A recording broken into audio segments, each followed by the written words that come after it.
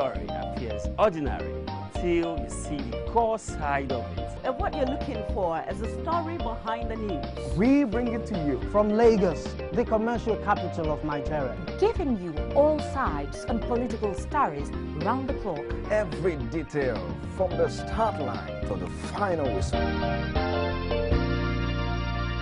CoreTV News, expanding your view.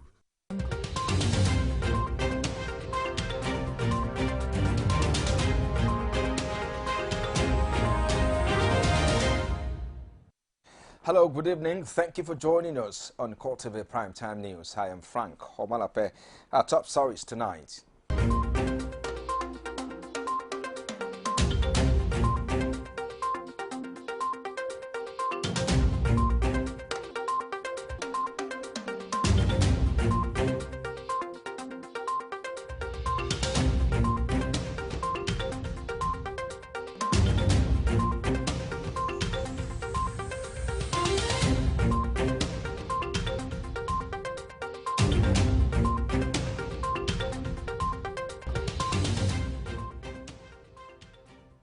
We'll begin tonight in the nation's capital, where the Senate has declared impeachment proceedings embarked upon by 5 members of the Kogi State House of Assembly, which led to the purported impeachment of the Speaker and other principal officers as null and void. The concurrence is in line with the request by the House of Representatives following the report of its delegation to Kogi State on the illegal removal of the Speaker of the State House of Assembly. A National Assembly correspondent Jamila Fegwa reports that the Senate also condemned the action of the police in subverting the provisions of the Constitution by providing cover for the 5 members. In trying to stem what is now becoming a trend in Nigeria's democracy, the Senate is concurring with the House of Representatives to find a solution to the troubles in Kogi State House of Assembly, where 5 members have impeached the Speaker of the House.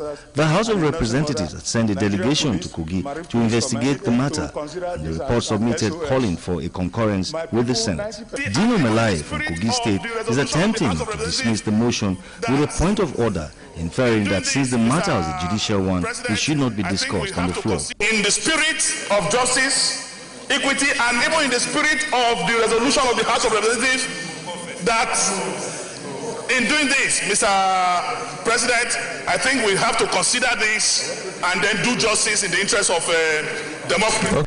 Seeing it as an embarrassment to Nigeria's emerging democracy, Senator Emmanuel Bacha from Taraba State says National Assembly should take over the Kogi State House of Assembly, especially in the era of change. This matter is simply an embarrassment to our democracy.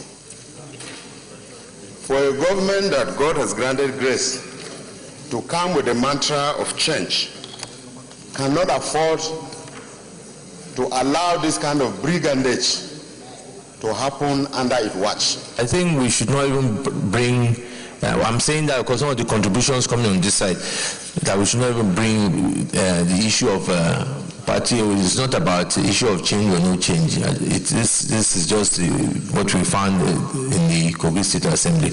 Members also reason that the National Assembly, rather than take over the functions of the Assembly, should simply reinstate the House back to status quo. If only 5 members sat in the House of Assembly to sack the Speaker, the natural thing that's supposed to flow from there is to say to reinstate the man who was unlawfully and illegally impeached. The concurrence is in view of the fact that the Kogi State House of Assembly is not performing its legislative functions due to intractable crisis and the volatile security situation in the state. The National Assembly is therefore invoking its constitutional function pending a return to normalcy in Kogi. Jamila Fegwa, CoreTV News, Abuja. And now the National Assembly has been explaining why it decided yet again to shift the date for the passage of the 2016 Appropriation Bill. Speaking with newsmen, spokesperson of the Senate, Saidu Abdullahi, and Abdulkadri Namdas of the House of Representatives says there is no basis for the rumors making the rounds that there are discrepancies in the figures. Correspondent Jamila Fegwa has details. We will bring you the details in our subsequent bulletins. The failure of compliance by the Nigerian liquefied natural gas to remit to the NDDC's statutory contribution as stipulated by law has elicited condemnation from lawmakers. They want the NLG to honor its obligation so as to cushion the effects of crude oil exploration activities in the Niger Delta region of the country. Our National Assembly correspondent Emmanuel Hijine finds this report. The Ogo, representing Isoko North and Isoko South Federal Constituency of Delta State, is seeking the amendment to address what it describes as a major lacuna in the previous bill. He observes that the bill has become obsolete, stating that NLNG has over the years failed to meet the 3% allocated to the Niger Delta region, thereby failing in its corporate social responsibilities in spite of land degradation and gas flaring occasioned by its activities in the region. The NDDC Act, enacted by the National Assembly far back in 2000, was the only act that the President of the Federal Republic of Nigeria, which is President Olusegun Obasanjo, then was override. It goes to history because the people appreciated the enormity and the pains of the people in the Niger Delta region. Other lawmakers also welcomed the bill, saying it is timely as the passage of such a bill will address issues of land degradation and pollution caused by mineral exploration, not only in the Niger Delta, but also other parts of the country. I want to beg that the mover of this bill should allow us to do a thorough check on what amounts to this 3% that will be generated by NLG that he intends to pump into the NNDC.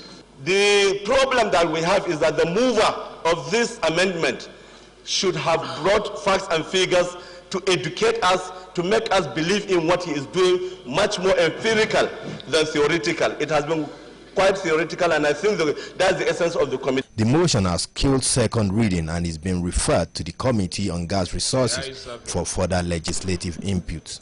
Clerk is now invited to. And are worried by the failed and underperforming privatized government businesses, the House of Representatives says it will open investigation into how the Bureau for Public Enterprises conducted a privatization exercise. The members during plenary expressed very strong concern why privatized agencies of government are not meeting the expectations of well-run enterprises. A National Assembly correspondent, Emmanuel Hijine, here again reports.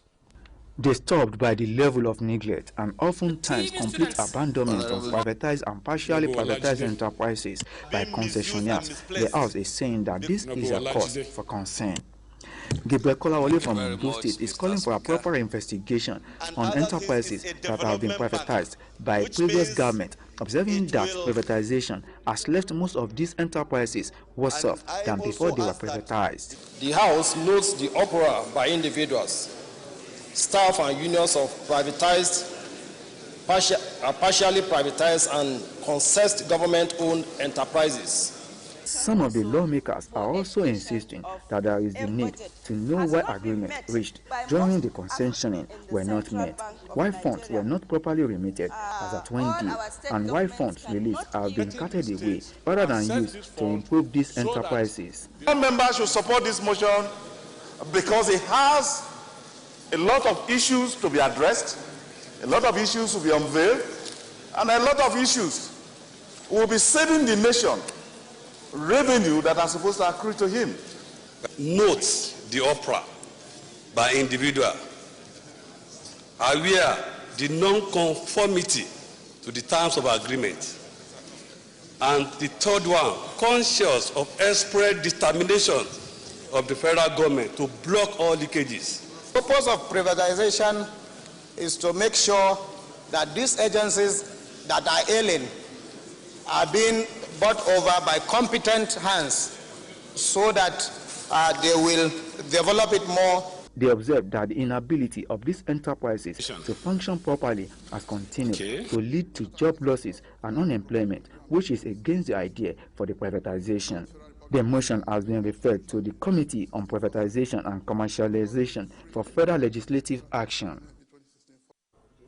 And away from there now, as the Rivers rerun election scheduled to hold this Saturday draws near, unidentified gunmen have stormed Mbutawo in Emohia clan, Emohia local government area of Rivers State, the home country of the senatorial candidate of the All Progressive Congress, Andu Uchendu, killing and beheading a 28-year-old man identified as Ekeoma. The gunmen who laid siege to the community also abducted another resident. At the moment, residents are in shock and in fear as the area continue to entertain fear over the incident.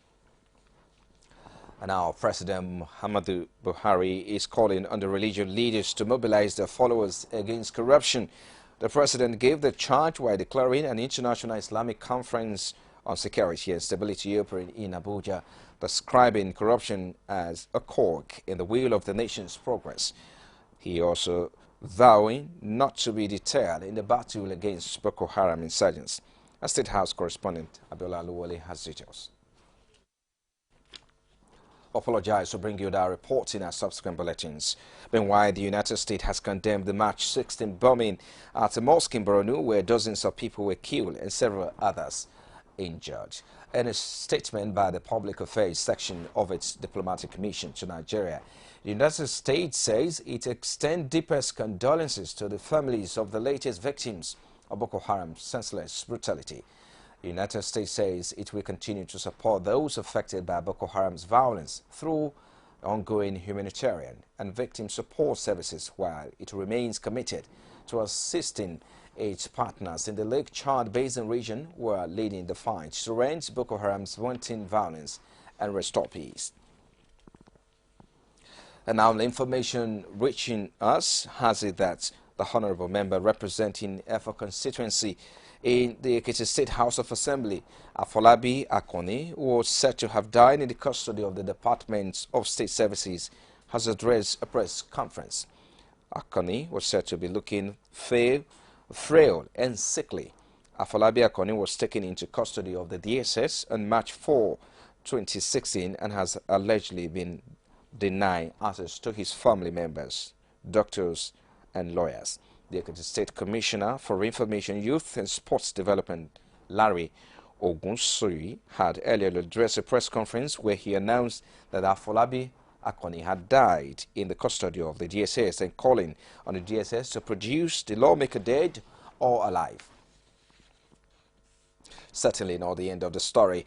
And now, away from that, the Inspector General of Police Solomon Arase has again reiterated the force's readiness to tackle the issue of insecurity by protecting the life and property of Nigerians in their everyday endeavors.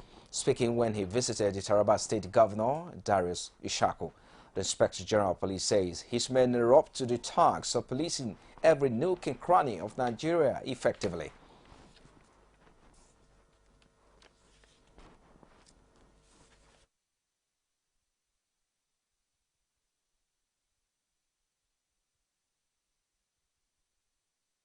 We want to see a country where everybody will respect the rights of others. Where the rights of others is stopped, that is where the rights of the others they take over. And we'll continue to engage them. In the meantime, the Nigerian Police Force says it's stepping up efforts aimed at re-establishing civil authority and the liberated areas of the Northeast. The Inspector General of Police Solomon Arase says logistics are already being put in place to actualize this objective. Correspondent Kazim Kasali found in this report from Abuja.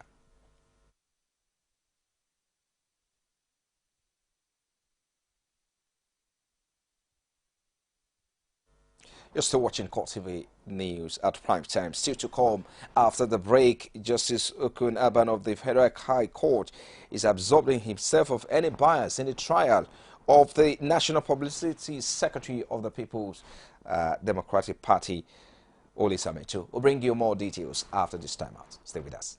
Mommy, more. Where would I be without you? Now you be my best friend. Now you be my sister. Now you be my mentor. And you are still my mama. Mama na kibani doya de wake. Mama no lazy. You help me reach my peak in mama. Now you wash my infant head. Oh, everything for you I go do, mama.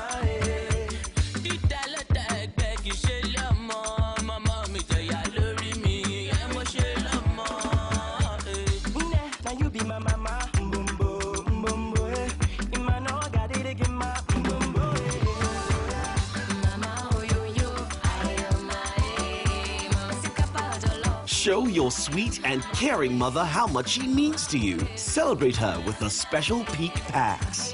Peak, it's in you.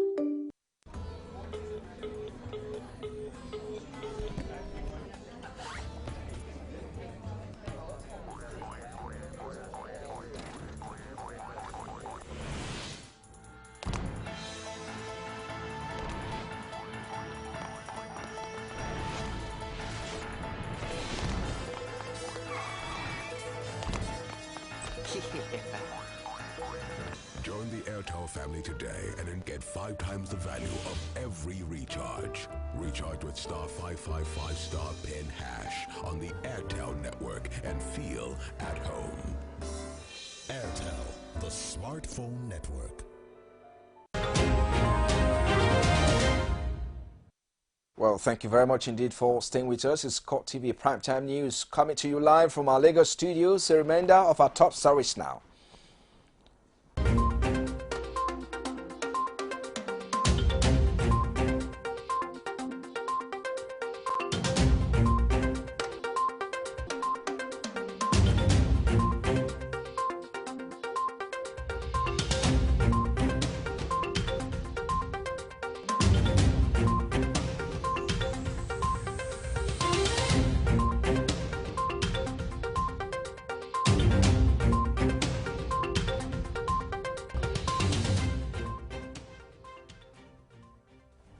All our top stories can be found on our social media platforms, facebook.com/CoreTV News.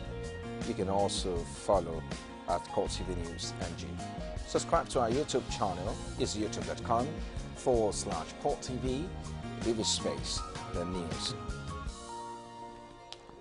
And now, Justice Okuna Bang of the Federal High Court, Abuja, is absolving himself of any bias in the trial of the National Publicity Secretary of the People's Democratic Party, Olisa Metu. This follows a petition written to the Chief Judge of the Federal High Court, Justice Ibrahim Auta, by one of Metu's lawyers, Emeka Etiaba, requesting for transfer of the case to another judge.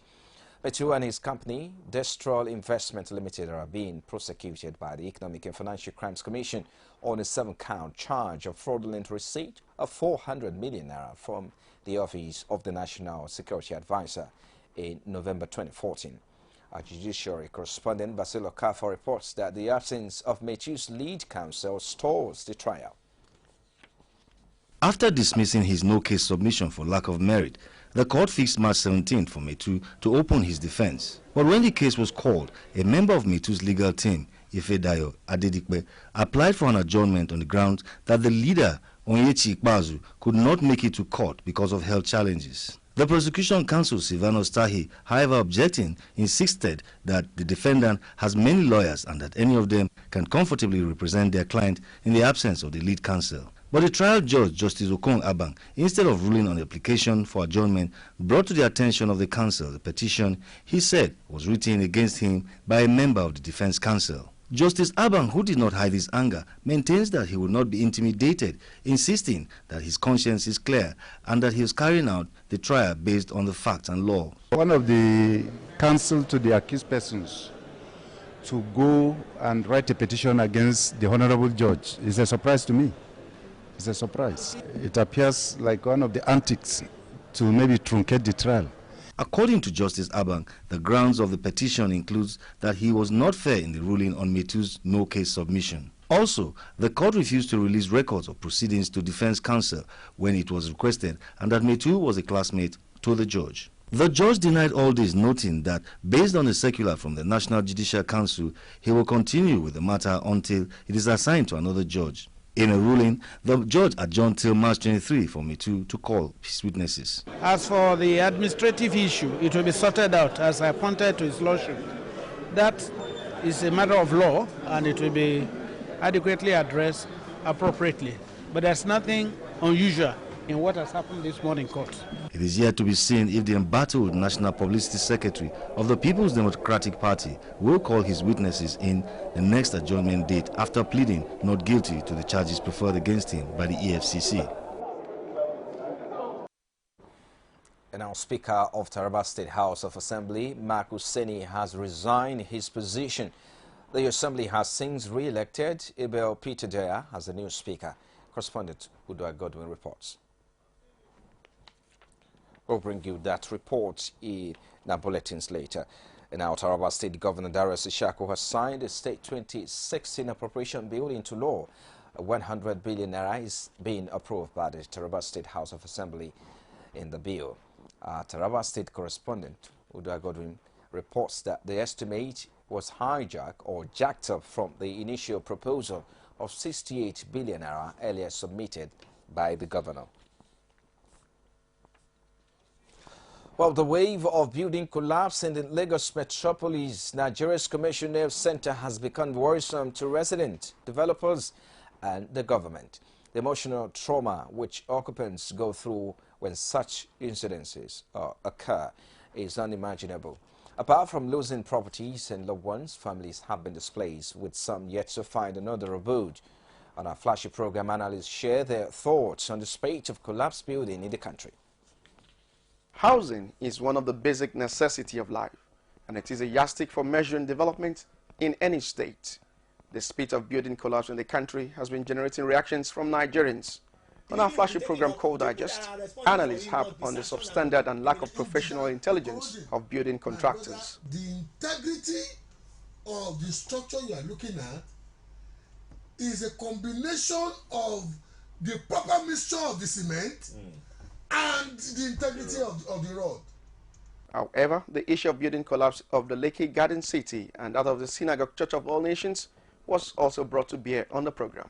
That was what led to the Corona inquest. Up to today, the same man called synagogue has not stepped into the court, and nobody is taking him. Nobody is doing anything. That's why I said the government conspiracy and the double standard is what is causing that impunity that is happening over there. Callers also share their views. I'm not happy that Nigerians are dying every now and then because of the mistake of some of our people who are just there to make money. Our value system has got to a point that we have no value for the sanctity of human life any longer. And that is why people in authorities approve business plans without following through. It is the expectations of Nigerians that appropriate sanctions should be given to default contractors, owners without any favor. And our government have been challenged to arrest the trend of low doctor-to-patient ratio in medical facilities across the country. Provost of the College of Medicine, University of Lagos, Professor Folashade Ogunshola, while speaking at the graduation ceremony for medical laboratory science students in Lagos, also underscores the importance of having functional healthcare centers. Our correspondent Victoria Solomon finds in this report from our studios. Primary health care has for decades been a vital item on development goals for Nigeria. While it remains functional, the health centers are designed to be an easily accessible, well-equipped medical service point to cater to the treatment of basic ailments. However, the shortage of medical professionals over the years have threatened this objective. Medical gurus adduce the situation to the availability of fewer doctors to a larger number of patients. The ratios of healthcare workforce at all levels, whether they're doctors, nurses, physiotherapists, medical lab scientists, to the proportion to the population is very little. So that the more we produce, the better it is for the country. She also reiterates healthcare centers must be truly responsive. As we produce them, they'll need to work. So it will assist the government in bringing, in developing primary health centers that are truly responsive and are truly able to take care of the population. Medical experts believe all hope is not lost, as citizens can still have access to primary medical service. We expect that with this ones added to the team of health workers, it's going to be so much better for our primary health care, because we certainly now don't have enough hands. As primary health center remains the first port of call in medical emergencies, it is hoped that all will be done to produce more doctors and encourage them to offer services in the nation's public healthcare facilities.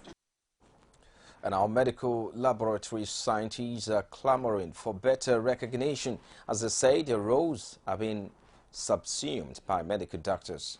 At a practitioners gathering in Lagos, the medical professionals reiterate the importance of their role in the healthcare delivery chain while calling on government for improved attention. Here again is Victoria Solomon's report. A medical laboratory scientist, also known as a clinical laboratory scientist, or medical laboratory technologist, performs tests on a wide range of blood and tissue samples, identifying anything from blood type to bacteria and from cancer cells to genetic abnormalities. Medical doctors indeed rely on diagnostics from the lab as guides to know what to treat their patients on. When custodians of the foundation upon which treatment of ailments is built perceives disregard for its effort, concerns grow and should be addressed. Medical lab science is the art of examining samples from human beings, from animals, and from other sources with the view of determining the state of health. Laboratory scientist is the person that assists the doctor. Without us, the doctor cannot really know whether the person has HIV or has malaria. So we are going to work harder to make sure that there isn't even any form of mistakes at all, basically. Newly inducted students of medical laboratory science at the College of Medicine, University of Lagos, reviews the importance of the profession to healthcare delivery. I want to say that many healthcare practitioners don't know that even without us, they can't diagnose. So we had the grassroots of that particular diagnosis. And where we aim from is, even with your body fluid alone, we can tell you what is wrong with you. But I can say we are the most important when it comes to healthcare. It is hoped that such issues generating schism within the ranks of medical professionals will be addressed soon with a view to eradicate unhealthy rivalry. And now a call has gone out to the federal government and indeed Nigerians to work towards leveraging and exporting non-oil items as a turnaround strategy for the economy. Participants at a training on appropriating the opportunities in the non-oil sector held in Lagos says it behooves on stakeholders to treat as a matter of urgency, developing and building capacity to identify what to export, how to get appropriate documentation done, and the existing markets anywhere in the world. Correspondent Akiobake brings us more. Nigeria is known as the 8th largest producer of crude oil. The tide is, however, rising as the global fall in crude oil price is bringing to the fore a realization of several opportunities in the exportation of non-oil items. Stakeholders are charging both the federal government and Nigerians at large to grasp the opportunity provided by the global fall in oil price. We have great alternatives in the non-oil export sector. We have been so richly endowed that it is tantamount to crime for Nigeria to fail and for Nigerians to suffer. However, the importance of meeting up with the international standard by exporters cannot be overlooked, as a facilitator of the National Agency for Food and Drugs Administration and Control, NAFDAC, explains the process of validation and certification. We want to know that the person who wants to export has NEPC certificate, has NXP form, has a phytosanitary certificate, so that where they don't have, we guide them to seek NEPC. In line with getting abreast of the procedure for exportation, having all the necessary documents is a prerequisite for exporters. Secure certification for those that are important. For example, sanitary certificate, certificate of origin, permit to export minerals, certificate of health for veterinary, especially if you are exporting live products. With the renewed drive to place at par the humongous opportunities of the non-oil sector against the oil sector, a lot is expected to boost the dwindling Nigeria economy. Akiobake, CoreTV News, Lagos. And our Lagos State Governor Akinwumi Ambode says his administration will continue to explore various avenues and partnerships to make youth in the state acquire the necessary skills to be gainfully employed, as well as become job creators and innovators. The governor disclosed this when he received the Director General of the Nigerian Employers Consultative Association, Olusegun Oshinawo, and representative of various multinational companies at the Lagos House in Ikeja. He said youth And unemployment is one of the tripods of development in which his administration is committed to tackle headlong, aside security of lives and property and improving social infrastructure. And our traders of the popular May 12th market have expressed joy over the order given by the Lagos State government that the markets be reopened after the March thawed mayhem that occurred in the Agaliti Dam area of Lagos State. The mayhem, which recorded the loss of at least 6 persons and property worth millions of naira, to the closure of the market. According to the State Commissioner of Information and Strategy, Steve Ayoride, the state government ordered the reopening after a series of meetings between the governor and the stakeholders.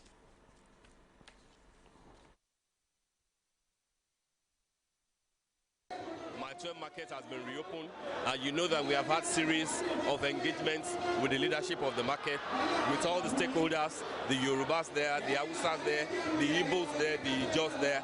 We have had series of meetings, and they have pledged their loyalty to the administration of Governor Akinwumi Ambode. They are saying that no more will there be the sort of fracas that happened there, that they are ready to live in peace with themselves.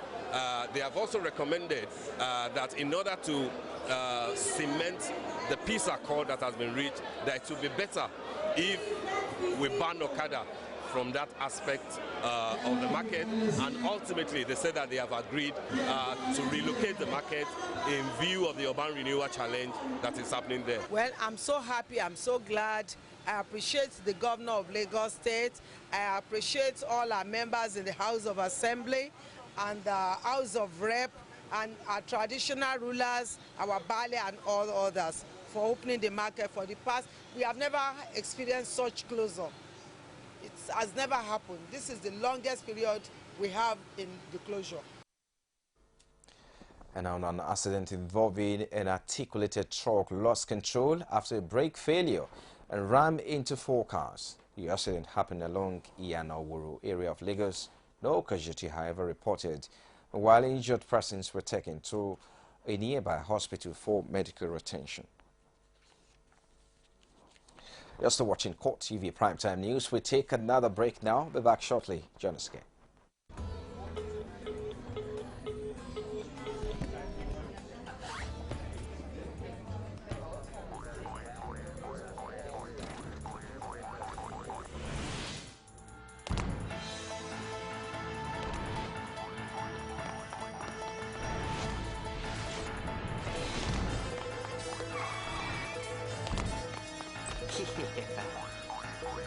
Join the Airtel family today and then get 5 times the value of every recharge. Recharge with *555 *PIN# on the Airtel network and feel at home. Airtel, the smartphone network. CoreTV News now live on all Androids. Welcome to CoreTV Primetime News. Download CoreTV News app from your Play Store.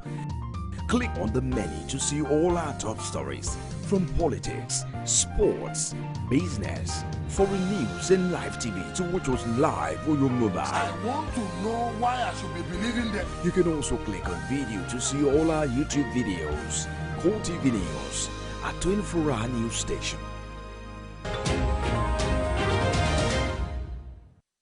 Thank you for being there. Outside Nigeria now, Ethiopia's leader has urged the world to donate more towards food which is needed to fight a drought that has left more than 10 million people hungry. Aid agencies and the government disclosed that they must raise more than $1.4 billion of aid, but that only about half of that amount has been collected. In an interview, Prime Minister Hailemariam Desalegn pointed out that Ethiopia should not be neglected by any means, despite all the other crises that are ongoing elsewhere in the world. The Ethiopia drought puts 400,000 children's lives at risk, with Ethiopian government having spent about $380 million of its money. The US has been the biggest donor, giving more than $532 million in humanitarian aid to Ethiopia since October 2014. Another breakaway faction of Turkey's outlaw Kurdistan Workers' Party has claimed responsibility for the suicide car bomb attack that killed at least 37 people in Ankara on Sunday. In a statement on their website, the Kurdistan Freedom Hugs discloses that the attack is a response to security operations carried out by the Turkish forces in the Kurdish-dominated southeast of the country. The group further discloses plans to stage more attacks. The explosion, which could be heard several kilometers away, set vehicles on fire, heavily damaged several buses, and also sent burning debris showering down over an area a few hundred meters from the Justice and Interior Ministries, a top courthouse, and the former office of the Prime Minister. And now the Syrian Kurdish Democratic Union Party, PYD, and several allied groups have voted to create an autonomous federation in the north part of the Syria. PYD officials claim autonomy for the Kurdish-controlled areas on Thursday after 2 days of meeting with delegates of different communities in the region. Representatives of the Kurdish, Arab, Syrian communities and other ethnic groups met in the town of Amelian in Haseki province to discuss bringing 3 Kurdish-led autonomous area under the umbrella of a federal system. A spokesman for the Syrian Democratic Forces, one of the groups involved, Taj Kurds, said the move has been made after many attempts by the Kurds to be heard. And our European Union officials say many hurdles remain ahead of a crucial summit over a tentative deal with Turkey aimed at tackling the massive inflows of refugees into Europe. The leaders of the 28-member bloc are meeting in Brussels to agree on an ambitious resettlement plan which was drawn up at an earlier summit on March 7. Under the draft deal, Turkey would take back all refugees and migrants who cross into Europe from its soil in return for more money, faster EU membership talks, and quicker visa-free travel for Turkish citizens. The agreement, however, has faced criticism on several fronts, and European Council President Donald Tusk said there is hard work ahead before it's finalized. And now let's take a look at some sports stories now. Eyimba have departed for Burundi in the early hours of Thursday to honor their CAF Champions League first round second leg tie against Vitalo FC fixed for Saturday in Bujumbura. The People's Elephant are holding a 5-1 advantage to the return leg after Nigeria's CAF Champions League representatives made mincemeat of the visitors from Burundi when the initial leg was played last Sunday at the Adoki Amiesimaka Stadium, Port Harcourt. The team departed in Murtala Mohammed International Airport, Lagos around 3 a.m. Thursday to get to Bujumbura later in the day. The chairman of the club, Felix Anyasi, who showered praises on the team after the heroics of first leg win, however, charged the players and the technical crew to make qualification certain by beating their hosts again on Saturday during the return leg.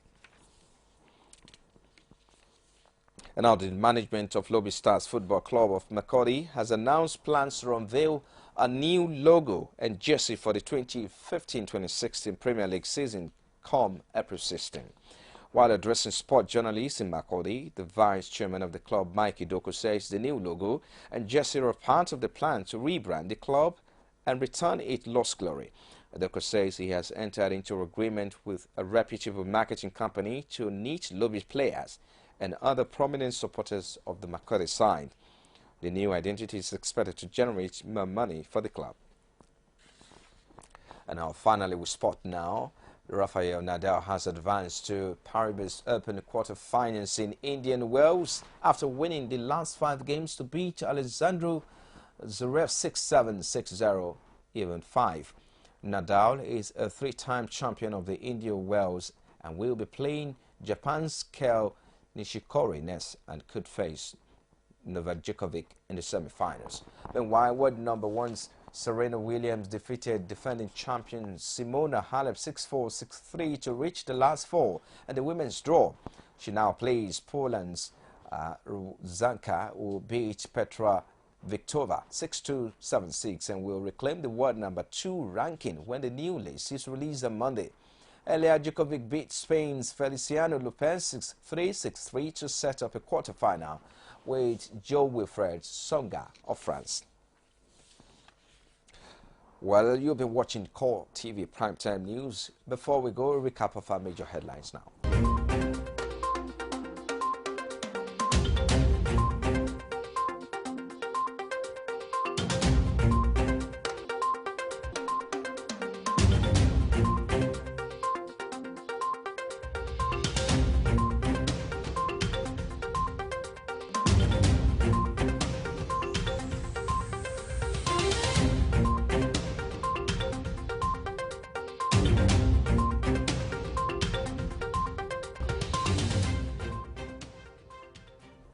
Well, that has been the show tonight on CoreTV Primetime News. I am Frank Komalape on behalf of our entire news production crew.